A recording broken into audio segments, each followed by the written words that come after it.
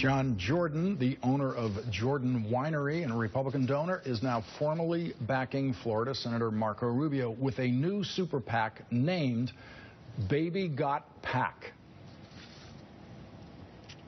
A world gone out of control and getting worse. A shaky economy leaves millions behind, while Washington, D.C. and Wall Street are doing just fine. And they wonder why we're angry.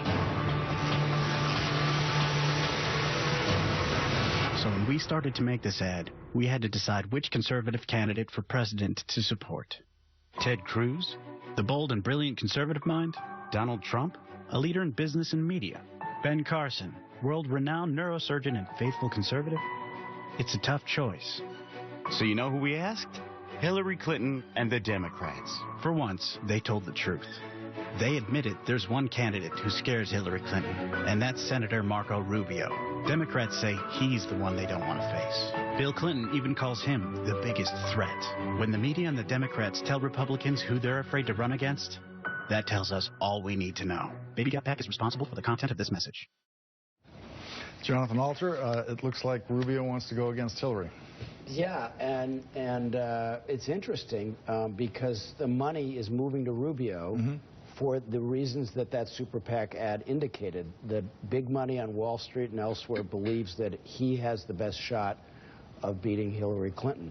And it may be that in this era where, you know, every Fox News viewer is an armchair pundit, that message kind of goes down to the voters to some extent, to primary voters, and that Rubio gets some support for that. But remember, Trump and Carson are between 16 and 18 points ahead right now. This is not a close race in the polls.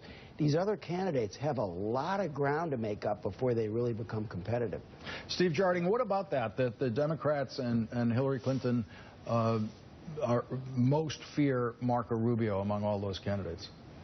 Yeah, I'm not certain of that. I mean, clearly there's been some email traffic. The DNC, the Clinton campaign, has gone after Rubio a little bit.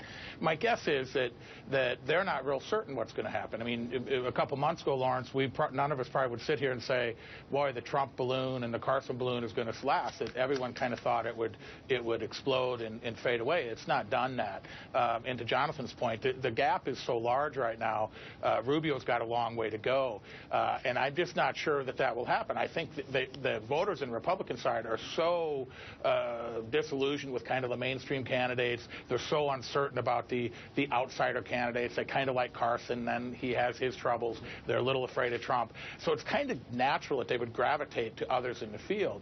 I think the real test will be how Marco Rubio responds. If indeed it's kind of his day to shine, or his week, or whatever it is, he's going to have to step up to the plate.